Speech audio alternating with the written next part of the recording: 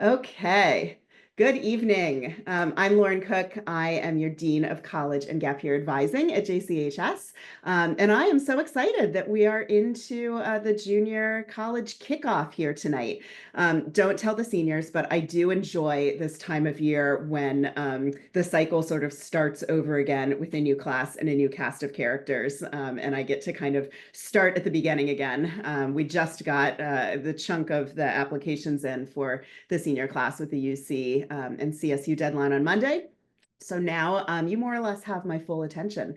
So a couple of quick things. I want to just thank everyone for tolerating Zoom for this. While much of my contact with all of you will be in person, I do find that having this particular event online is helpful for access, for equity, both in terms of folks not having to commute to the school, depending on where you are for an evening program, and because we have the ability to record for folks who are otherwise engaged tonight. So thank you in advance for that.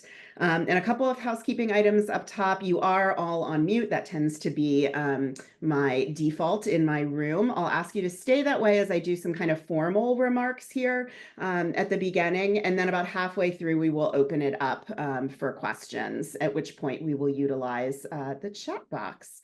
And then I expect this meeting, as I said, to run about an hour. We will stop at 7:30 unless we don't have questions that take that long, and then we'll end when we're naturally done. It is being recorded for those unable to attend. I'm always dependent on Mr. McDonald to get it up on YouTube, but hopefully that will be ready for you guys by the end of the week. And then I did send out just the PowerPoint slides, so if you do want to follow along, you can, but you totally can just pay attention to me as well. That's fine. So with that, this is the official launch of your college search process, juniors. I think this is an exciting time. You can really start to think about what's going to happen after high school. Think about all the options that are available to you. Dream really big about your next steps. And if you're not feeling ready for college yet, that's okay, because you're not going anywhere yet. This is a long-term project. So we do have a year and a half here of planning and work together before we are officially sending you off. And I do think it's helpful to kind of think of this like a marathon, that we do have some stages and some markers that we're going to hit along the way. But our goal is, down the road, quite a few months. And everyone's process is going to look different.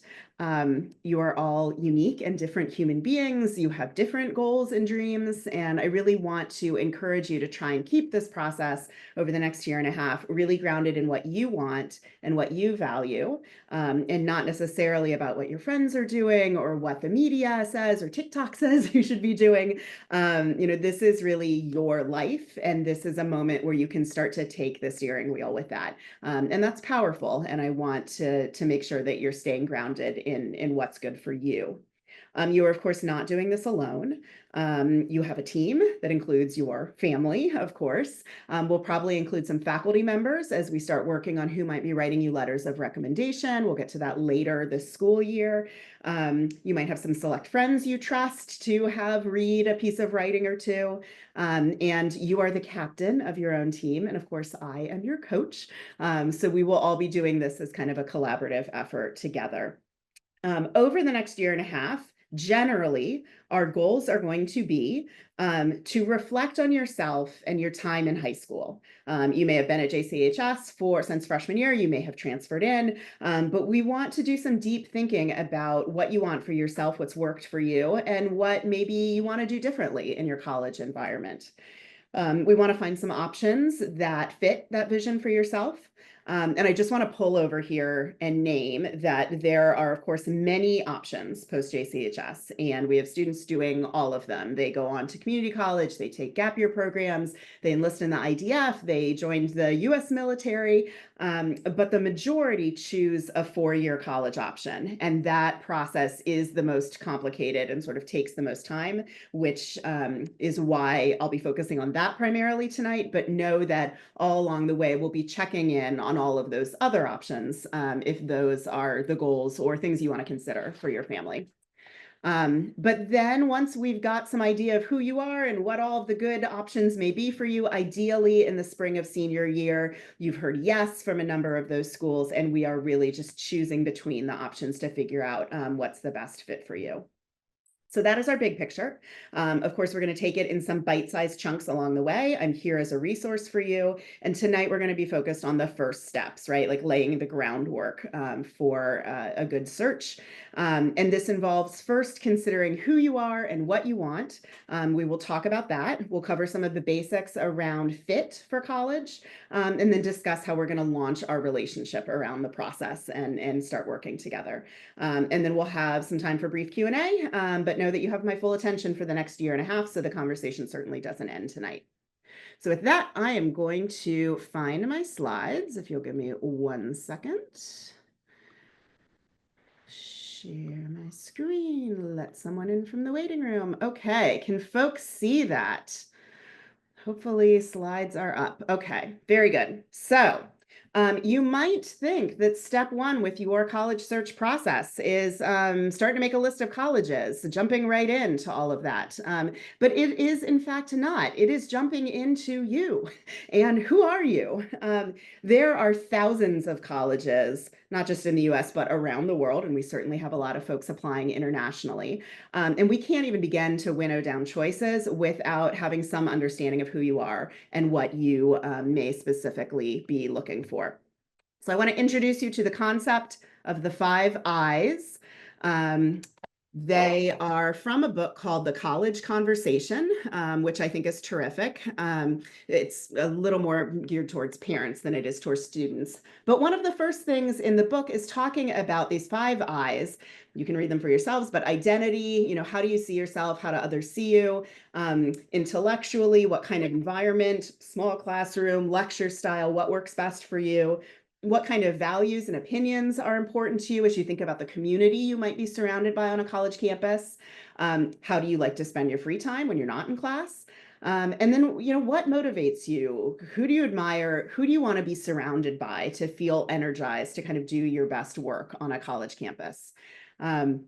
So as you consider these questions, I would, in practical terms, think about keeping a journal, opening a Google Doc, brainstorming some answers to some of these questions.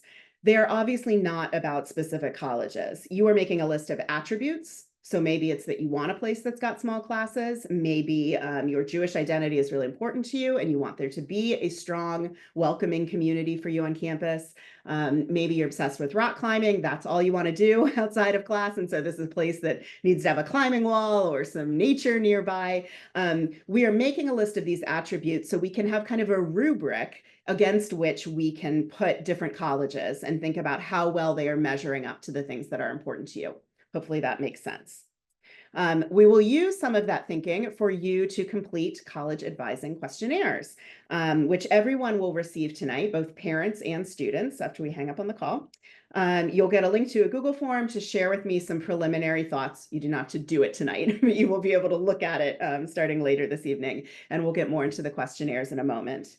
And then I will say some families are also, and students, driven by a certain major, a certain career. You may know that you want to go to medical school or that you want to be an interior designer. And so we're able to kind of winnow some things down just from that. But if you are someone who is undecided or very open, lots of interests, you might also want to think about pursuing some of the career assessments, which I will say to parents have not developed a whole lot since we were in high school, sort of checking off boxes and thinking about things that we liked. But in SCORE, there are a couple of career assessments that students can do that start to give you some thoughts about types of workplaces, environments, things, skill sets you might have that would be good for you. And then there's a ton of free things on the web that you can also look at. So these are all resources to help you be thinking about what's important for you as you then start looking at colleges. So then we will get into step 2. Let me get my slides going here.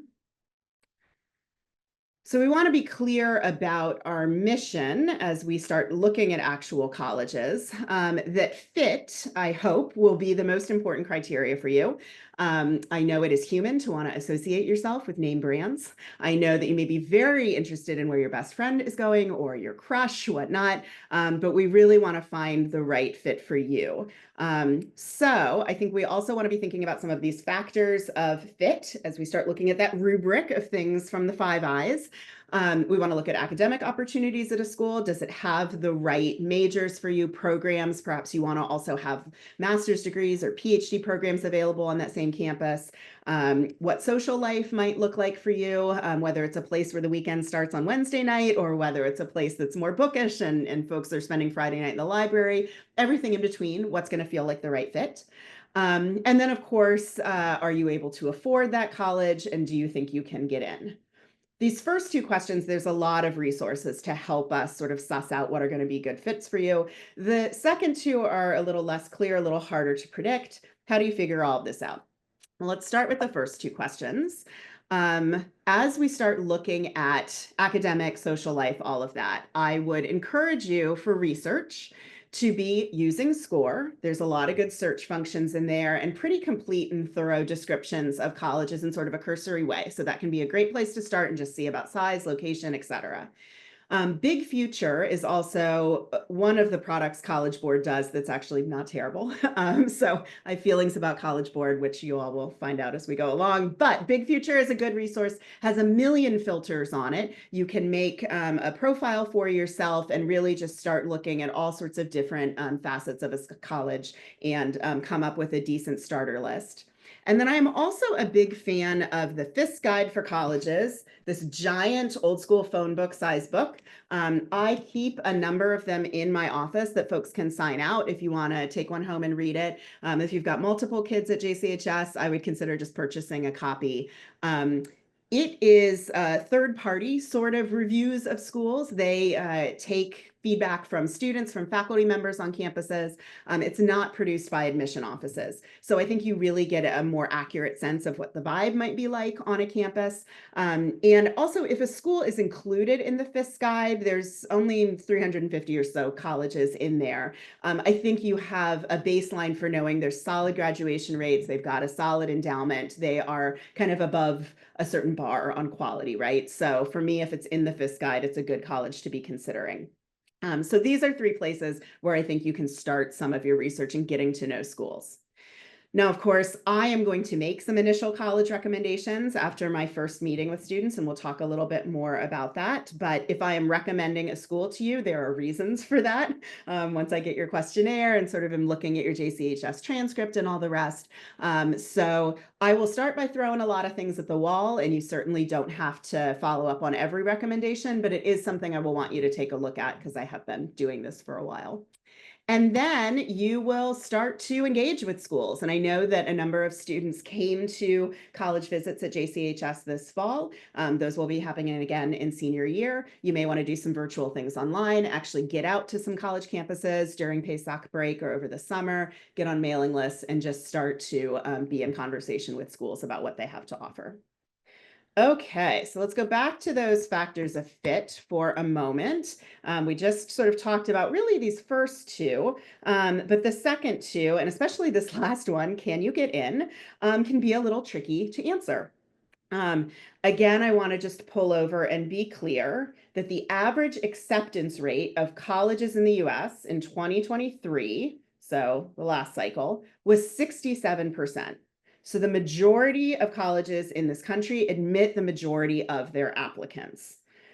There are 100 some schools that have these teeny tiny acceptance rates. They are more of outliers in the big picture of the 4,000 some colleges in this country. But of course, we focus on them because we're human, right? And we want to go to places that maybe don't want us. So to understand your chances of admission at some of these more outlier schools, which are schools that a lot of JCHS students apply to, I want to show you what is in a college application so you understand what you're being sort of judged on. This is a pretty complete list of what might be factors in an application. Know that this would be the maximum that a school would look at. When you think about California state schools, if your search may end up being focused on the UCs, on CSUs, those first three things, the transcript, the essay, the activities, that's what they're really looking at. The rest of this list does not matter to them. They do not collect that information. But lots of private schools do, and certainly some out-of-state publics. So know that I go through each of these things with students individually. You get college advising support on your writing, on testing, on who to ask for teacher recommendations. We do practice interviews together. So know that you will receive help in making sure that each piece of your application is strong. And then this last piece, expression of interest. If you think back to the emails that I sent early in the fall about colleges coming to JCHS and mentioning demonstrated interest as a factor, this is not something that everyone cares about. Again, the California state schools do not care if you open their emails or attend their events. They're not keeping track of that. But some schools around the country really care. And one extreme example of that I always use is Tulane. They are really kind of keeping track of everything that you're engaging with them. And that does, they're very transparent, play a role in whether or not they admit you, because they want to know if you have shown interest in the campus and think you're then more likely to enroll. Okay, so this list are things that mostly you control, right? Sometimes students talk about this process being random. I get the sense sometimes people think the more schools I apply to, it's like a lottery, you know, my number's going to come up somewhere. It is not random.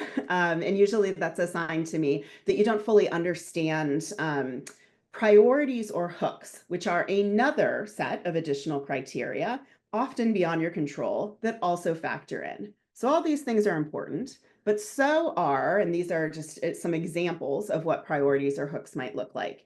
If you are an athlete that's recruited, this is really big for Division I schools that actually, you know, give aid, you know, and scholarship money to athletes. Legacy students, very hot, controversial topic right now. And in fact, there's just a bill signed in the California State House that will go into effect in January that no college in California that accepts federal and state funds can consider legacy students, meaning if you had a sibling or a parent that went there as part of the admission process. That will be new for some places like Stanford and whatnot. But other schools, other states, legacy stuff is still very much an issue. Can your parents or your grandparents pay for a building? That would make you a development VIP case. If you are first generation to the college, meaning that both of your parents did not attend a four-year institution, that has been a growing way that colleges are able to show that they are doing some things in terms of equity and whatnot. And then there's can be a whole range of school specific priorities. So let's say they want to say they've got all 50 states on campus and you are one of 4 applicants from North Dakota, you know, your chances of getting in may be pretty strong. They might need a tuba player. They might have a new data science department that they're trying to fill. There's all sorts of things that a particular school may be looking for that you can ask them about if they've got any particular priorities or emphasis for that year, that particular year. Schools will be pretty transparent about that. But knowing, and I can review with you if we think you've got any factors or priorities at certain schools. And that can help us have a better sense of what we think your chances might be to get in, and if you might be able to pay for it, because there is often money attached to some of these priorities. So this is kind of the big picture here. We've talked theoretically about doing our personal inventory, about emphasizing fit when looking at schools, and now we'll do the nuts and bolts of our next steps. So we're going to get to know each other. We're going to talk about your factors of fit and make an initial list. So know that those questionnaires will be coming out later tonight. You have through the end of winter break to fill this out. But if you fill it out in the next week, we can sit down and bang out our first one-on-one meeting together before winter break. So depending on how excited you are about getting going with the college stuff, you can do it the next few days, the next few weeks. Or if you want to take some time and do it during winter break, that's fine. It's really up to you. But know that this is required for students and you can't sign up for your first meeting with me until you've completed it. And that it's optional for parents, but always helpful if parents do it. students, your questionnaire has, just a lot of things to help me figure out, we may have interfaced in some ways, we might not have so far. And so I want to know who you are. I want to know what your experience has been like at JCHS, what you want for your future. If you have no idea what you want for your future, that's fine. Be honest in these questionnaires. And especially when it comes to things that have worked for you and things that have not worked for you at JCHS. Know that I am very much Switzerland about that sort of thing. My goal here is to help figure out what's going right and how we can replicate that. And if anything isn't feeling like the best fit for you, how we can kind of pivot going forward to your next educational home. Parents, I want to know if there are things I should know about your child, right? Do you have aspirations for your kids? Are there certain schools important to your family or not? Anything contextually that feels important? So this will help me both for that first meeting that we have and the initial list of colleges I might recommend, but also know it's the beginning of every student's recommendation letter from college advising. And I write a letter for every student in the class. It's rare that a student is not applying to a school that doesn't need a letter from college advising. So if you complete these questions with one word, one sentence answers, that's going to give me a tough time trying to write your letter. So help me help you by being thorough with this. Okay, so then we're going to have these initial college advising meetings. There we go. And the first appointment will be just me and the student. And we're going to talk maybe half an hour. It depends on how much we get going through their questionnaire, making sure they understand how to move around and score, and maybe talk about testing, practice test results. We'll get more on testing in a moment if we haven't already had some emails on that. And know that these appointments will happen throughout December and January during the student study hall, flex time after school, that kind of thing. After that meeting, I will make some suggestions in SCORE, usually the same day after that meeting. And if you've got schools in SCORE, I will probably still just add a few schools to round out options or highlight things that you have that I think might be a particularly good fit for you. And if you've got nothing in SCORE, great. I love a blank slate. And you can consider, my initial round of suggestions to be your starter list. And then families should really just start doing that research, do some virtual visits, et cetera. And know that after that initial meeting with students, I'm available via email for questions, for family meetings in Zoom, in person. And parents know that we will also have a series of Coffees with Miss Cook morning Zoom sessions from January through May that are very casual, but I also record them, so if you aren't able to make it, for all of the questions that you might have separate from your students about the process. Okay, I'm going to pause on the big picture there for a moment and get to standardized testing. Hopefully everyone watched a Compass video. That was to give you just a little bit of background on what's happening now, because it's very different from when we were in high school. And even if you've had older children go through the process, this continues to be in flux. So I do want to just summarize a couple of big picture takeaways if you didn't watch a Compass video, so you understand a bit about the current state of testing. And know that if anything I say here kind of conflicts with Compass, I generally think they are top-notch, gold standard, one of the most ethical actors in the testing field, but they are a test prep company, and they, at the end of the day, are going to want you to think that you need their services. So I'm aware of that. So I want to just say with testing, there's no blanket advice anymore for students on testing. Whether you test, which test you take really depends on kind of this list of things. Have you historically been strong with standardized testing? Are you considering some schools that might require or prefer testing? And so this is something that we will be getting into more as we start looking at that initial list of schools for you. How selective are schools on your list? How high are you wanting to punch up here? Because I am finding that some of the most selective schools, some of the Ivies and whatnot, did start to roll back their test optional policies last spring. So that's sort of very rarefied air. And do you have the potential for, a really, really high elite test score? Because the majority of students that are submitting testing right now in this more test optional environment have very high test scores, right? It's inflating averages because their scores are so high, they're very confident that sending them in will be value added for them. This panics testing companies when I say this, but know that testing may not be required of you. Still, seriously. And we have had anywhere from a third to half of the senior class for the last couple of years not engaging in standardized testing and still getting great results with their process. Know that of the 400 some colleges that Compass tracks, which tend to be some of those more selective elite institutions, pre-COVID, 65% of those schools required testing. Post-COVID, right now, even with some of those announcements last spring, 7% of those schools are requiring testing. So we want to be careful with your time and energy and do this if it's going to be value added and helpful for you. And if it's not feel like we have to get caught up in all of this. So we will discuss and make a plan. Even if you decide to test, you go through prep, you take the test several times. No, we might not end up submitting that test score. We just have to see what the ranges are for certain schools that you're looking at and what is going to put absolutely your best foot forward. So just to reiterate, testing can add value for some students, but it doesn't hold as much weight as it once did. So we don't have to be panicked that everybody has to go through this process. And that we are really looking at kind of the rarefied air of some of the most selective places.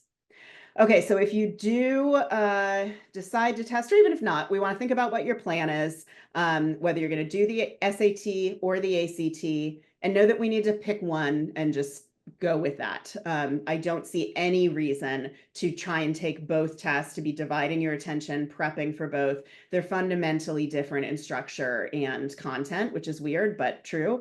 And colleges accept both equally and have for the last 20 years. So we want to just pick one test if you're going to do it and go with it, or we're going to decide that you're going to get off the testing train. And then think about how you'll prepare for it. There's everything from free options with Khan Academy online, or just getting a test prep book and running through some practice tests on your own, to fully paying for a tutor you meet with weekly and do practice tests. And then there's lots of things in the middle with classes and all of that. So I'm happy to provide some resources if you think you want to do some test prep. Register early.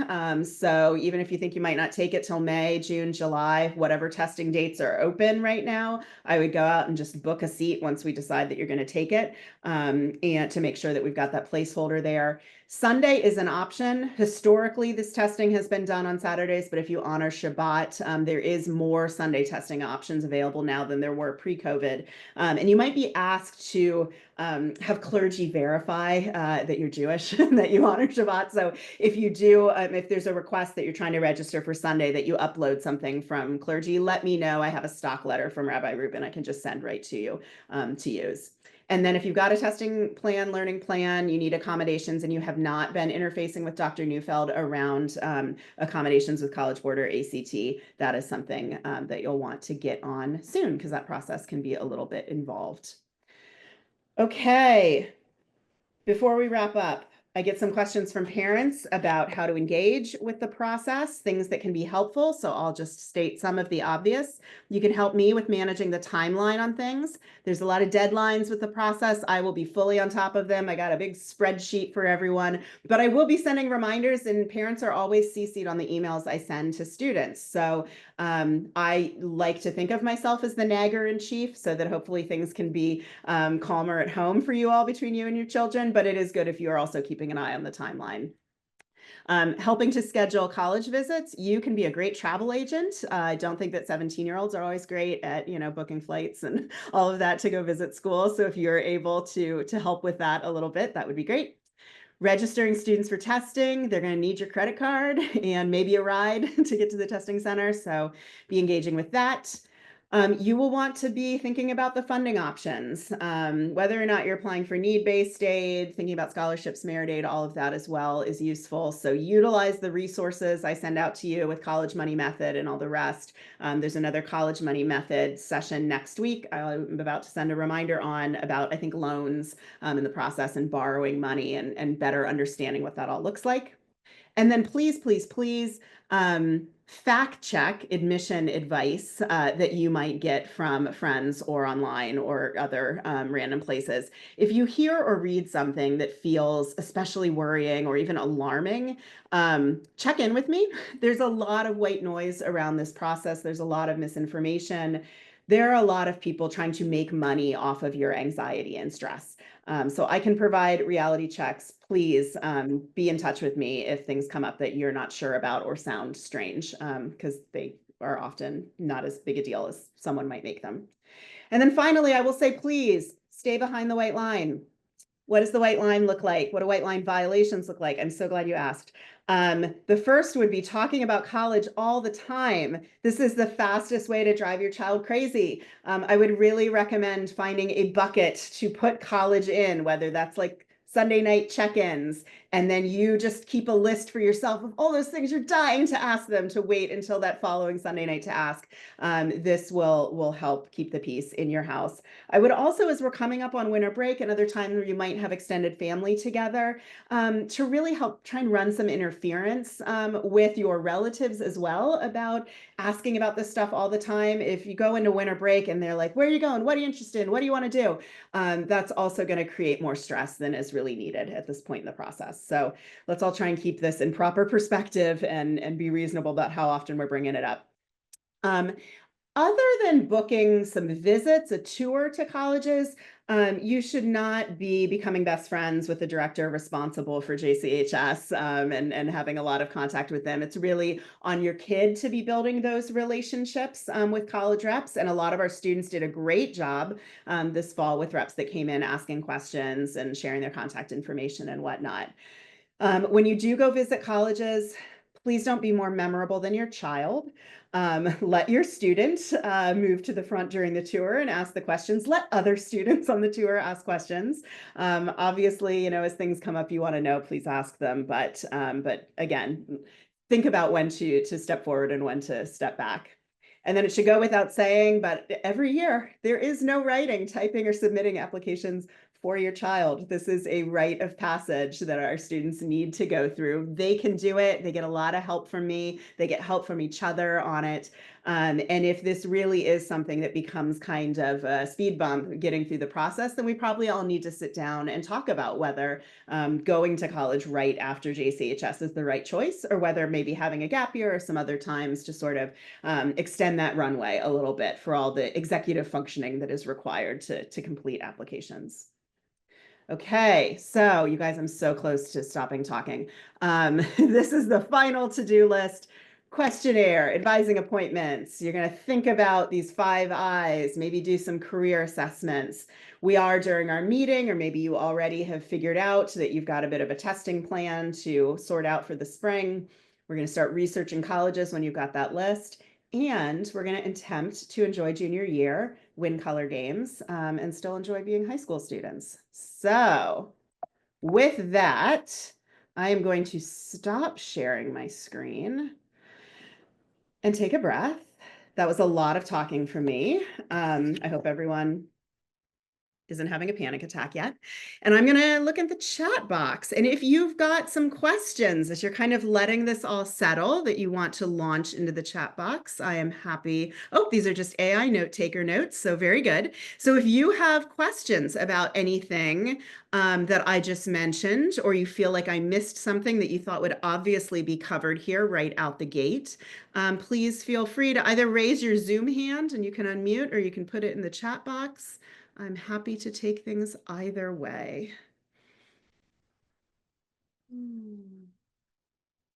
All right.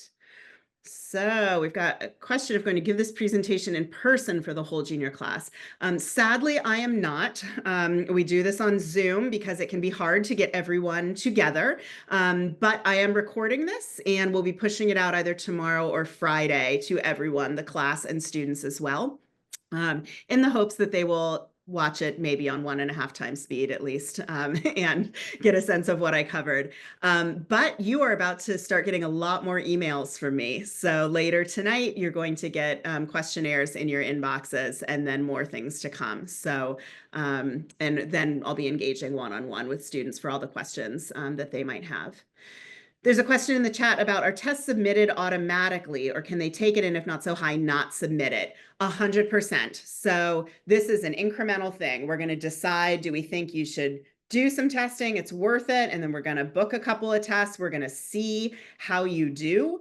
And usually, that first sitting, might be fine. The second sitting, we usually see an increase, whether or not you do extra prep. There's just something about this repetition of doing it a second time, having your anxiety down. Some students will take it a third time. Beyond that, I think you kind of start hitting a testing plateau, and you might be spinning your wheels a little bit by trying to take it more. And then we look at what you've got, and things do not automatically go to colleges. We will pick and choose. Some schools are engaging in something called super scoring, score choice. So let's say you get your higher English on one sitting of the SAT and a higher math on another one. You can send both of those in, and they will cherry pick the highest scores and call that your new combined score. So we will make some judgment calls once you've tested about, are we submitting it and which ones are we going to submit? Thank you for telling me you're great. All of you are great as well. I so appreciate you being here. What's the best way to organize school visits? So I will say that for first cursory introductory visits to campuses, it's usually going to be about a 2-hour combo of some kind of information session and a tour. So if you Google Santa Clara visit, what you're going to get is a calendar of something maybe at 10 a.m. and at 1 p.m. Monday through Friday. And it's a 2-hour sort of chunk of time to commit, and sign up for that. And when you fill out that form to register for it, you are now on the mailing list for that college. And so I would not try to do more than 2 schools a day, usually having something in the morning and something in the afternoon, and then go do something fun for lunch or go eat on a, college campus dining hall. A lot of admission offices will give you free passes for food, so you can see what it actually tastes like there. And I would not do a trip that's got more than 6 or 7 visits at a time. Things will blur together. You will start to get angry with each other. It is always helpful to sort of keep it compressed a couple of places and then let it settle. And I would start locally. Go to AUC, go to a smaller private college, go to like USF is an urban campus, go somewhere that's more suburban, go for types of schools, especially if you're starting completely from scratch and just sort of open to the options, and see how the student feels about the type. So does something feel too big or something feel too small? What do you feel about green spaces? Would you rather be, in an urban environment and sort of buildings as opposed to, a more rollicking campus? And then from there, hopefully when you come back, you tell me all about the visits and download and what you liked and didn't like. And then we can continue refining your list kind of that way. There's a lot more information in the College Advising Handbook, which is on the portal and the College Advising website about visits. So check that out. Next question, should I look at schools before Christmas break, even if I'm not totally sure what I want, or if I haven't met with you yet, will there be tours over winter break? Great questions. There probably won't be tours over winter break. I would say if you're going to visit family somewhere, going skiing, hanging around the bay, you can certainly there's often on websites like a self-guided tour thing you can download, or an app or something that you can follow if you want to just wander around and get the vibe of some places. But they're not going to be open for a guided tour with a student, which I think is really the best introductory way to see a campus. And no, you do not have to do something right during winter break. I would say PASOK break is a time that folks really might go to the East Coast or go down to Southern California, up to the Pacific Northwest, hit a couple of schools. And then certainly during the summer, I know folks think because there might not be classes, it doesn't make sense to visit during the summer, but that's a great time. You're not missing school. There will be current students that are working there during the summer giving the tour, so you will be able to get some kind of a piece of things. Okay, regarding testings, it seems like you're suggesting you have to do prep. You don't have to do prep. And I think this is a more granular conversation that we should have student by student, because it really depends on what some of your practice test scores look like, what your curriculum is currently. Some students are more advanced than where the tests are, and some are, if you're taking Algebra 2 right now, for example, you might benefit from either some prep that's going to fill in some gaps on things you might not have done yet curricularly, or schedule that test for the end of this year when you have finished the full complement of that class. So prep can sometimes be about, depending on where your curriculum is, and just making sure that you're not going to approach something on the test that you haven't seen in class yet. But also, prep is partially about content, and it's partially about getting in the testing zone, right? This is a repetitive thing, doing standardized testing. You are doing time management. You are learning how to scan things quickly. You are understanding what it means to have 50 minutes on verbal and 30 minutes on math or whatnot. And the repetition, which you can do on your own. You can find practice tests online. You can get books of practice tests, although most of the tests are moving to be responsive and online. So doing a paper test now doesn't make as much sense. If the student has enough sort of independence, self-control, is going to self-time themselves with their phone or whatnot and do these practice tests on their own, you absolutely don't have to pay for prep. But for some folks, they need those guidelines, the regular meetings, the scaffolding that either a class or a tutor might provide to make sure that they're kind of doing the repetition they might want to do to get a solid test score. And we can talk more about your particular questions, issues, student or parent, as we get into those one-on-one meetings. Will there be a meeting or update on anti-Semitism on campuses right now? Such a good question.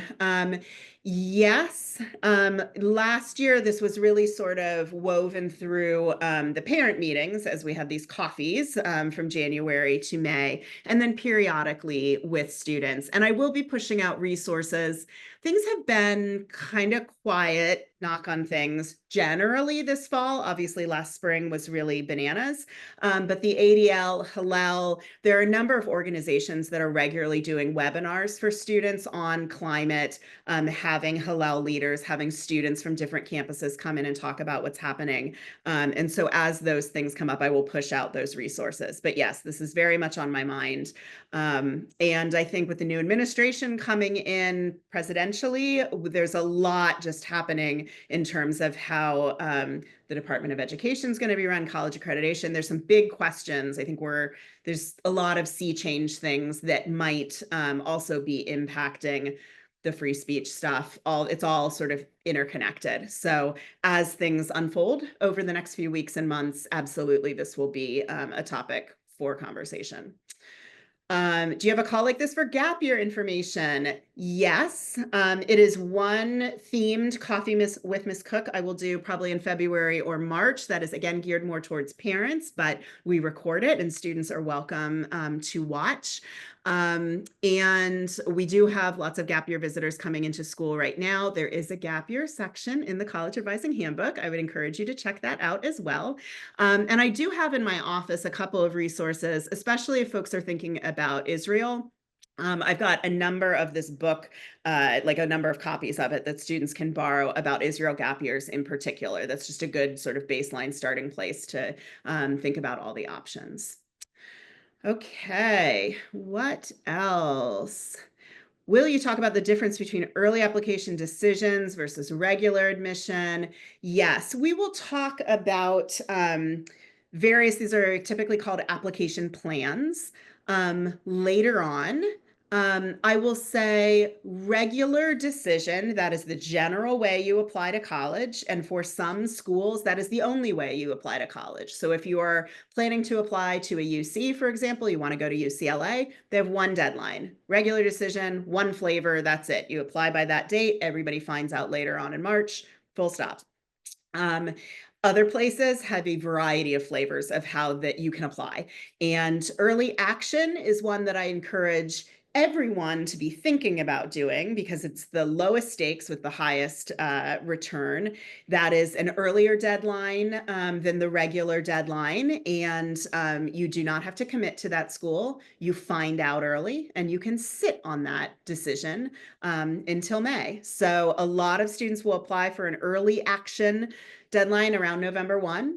And those decisions are starting to come in, and many of them will all be completed into students by winter break. And so if nothing else, it is a really nice, juniors, it's a really nice psychological boost. You may have seen some of your friends getting into schools already to just know like they're going to college, it's going to be okay. And you don't have to respond to that. Now they will be emailing you like crazy, saying like, please enroll, we want you so badly. But May 1 is sort of the universal response date where you have to sort of pick a school. And then there are all the types of things where you have to kind of pick a first choice. They're called binding. Early decision is the one that most folks think of, but some of the Ivies, Stanford, they've made up their own lanes with restricted early action and restricted things. But early decision, if you do end up having a top choice for college and you feel comfortable putting all your eggs in one basket, and that means financially as well. And so this is where we come up with an equity piece of things with this process, because folks who need to weigh finite offers across a number of schools really have trouble thinking about committing to early decision. But if you apply somewhere early decision, saying if you are admitted, you will go there, then you find out early, you are now committed, you're going there, and you're done with your search. And some of our students will find that that's the case for them by the end of this month as well, which can be really nice and tidy. And we hope that that's the case for the folks that applied early decision. But these are all things that we will talk about as your list takes shape over the next 8 or 10 months. And we don't have to start making decisions on how you will apply to schools until really towards the end of the summer. That's the time where I want us to start triangulating. Okay, are we thinking about an early decision plan? Because I want us to spend plenty of time on that writing. It's your top choice. We want to make sure everything is perfect as it can possibly be by the time it goes in. So nothing to be concerned with right now. But as we get towards the late spring and into the summer, we'll start talking more about application plans. What is your opinion on early decision? Well, I think that was probably a little clear. I mean, I think it's wonderful for folks who have a top choice, who want to be able to. I mean, we have had students, gosh, last year's class, there were 2 or 3 kids who just applied to one school. They got in and they were done. Now, we had prepped a bunch of other things in case it didn't go their way so they could, submit another round of applications. But it can be a wonderful burden off of you at the end of first semester. And your chances of getting into a place are higher when you apply under one of these binding plans, because colleges know it's a 1-to-1 ratio, right? You admit the student, they're going to enroll. When you get to regular decision, some institutions, some of those same institutions may have to admit 2 kids or 3 kids or 4 kids to have one of those folks enroll because they might decide to go other places. And so early decision is a way for colleges to kind of manage their admit rates. That's how you get some of those very small numbers. So there's some game playing here that I don't love. But there are ways in which it advantages the student and ways that it advantages the college. So we will try and figure out what's best for you and for your family based on where you're excited about. Last question here. If someone does a gap year, can they then come back and work with you on admission for the following year? Absolutely. And I will say this about gap years. Generally, we've got a number of seniors right now that plan to take a gap year. And I always advise that unless there is a reason to not apply right now, to go through the process with your peers. Do not indicate to colleges yet that you're thinking about a gap year, because we never know. Plans can change, minds can change. Teenagers change their minds. I certainly changed my mind a lot between my junior and senior year of high school. But they're going through the process, and once they have their admission offers, then we start looking at gap year policies. Most places are happy to let students defer for a year. And so you can go do that gap year knowing that you've got a place saved for you in college the next year. Now, sometimes folks during their gap year change their mind. They might decide, oh, I want to make Aliyah. I want to live in Israel. Or they may decide, I don't know if I'm so psyched about this particular school anymore. Or they might have, decided I didn't like any of my options. I'm going to do my gap year and then try again and apply again during my gap year. And yes, I am absolutely available in any and all of those scenarios. I actually Zoomed with 2 different alums this week. One who's on a gap year and one who started his sophomore year and thinks he might want to transfer from his college, and that's fine. I'm here to help. So this is where your tuition dollars keep giving back to you in your subsequent years, should you need them. And we always have someone coming out of the IDF or something that just didn't apply to college the first time around. And I'm happy to launch a college search with them as well. So all of those things work. Is it better to take a tour with a JCS alum rather than guided tours run by the college? Good question. I think it can be excellent to interface with a JCHS alum on a college campus. You are going to get far better information about the transition, the differences for being at a smaller school like JCHS, being in the Bay Area, depending on where the college is, it might feel radically different. And you're going to get some things that might be very useful and specific to you and your experience, to the Jewish school experience, to being from California. But I will say, if that student is a freshman, they're new on the college campus, there's going to be a host of things they have no idea about. So there is some wisdom to doing something official with the admission office at some point so that you're getting the full and accurate scope of the campus and not just that student's one sort of perspective on things. I will also say, let's remember demonstrated interest. And when you take a registered, campus tour and information session, you get that check mark at some subset of schools for having engaged with them formally, right? So when you totally bypass the admission office, you might be missing an opportunity to make sure the school knows you are on the campus and are interested. Okay. Any other questions? It's 7:22. We've all been hanging in so well. Appreciate you and your rapt attention. All right. Well, that may be enough for tonight. In like 23 minutes, you're going to get questionnaires in your inbox. I schedule all my things. And so you can start to review those. The overeager can fill them out the next few days. And as soon as I get a questionnaire from a student, I will send you a sign-up sheet where you can pick a time to meet with me. The earliest ones start next Tuesday. So you are, able to get rolling on this if you'd like. If you cannot fathom thinking more about college right now, great. I will track you down in January. We will sit down and talk at some point, but you can put off that questionnaire for a little bit if need be, especially if you're in the play or got other things going on right now. So, all right. Well, have a good evening, everyone. I will send this recording out if you want to watch it again at some point. And I am so excited to start working with all of you. It's going to be great. Have a good night.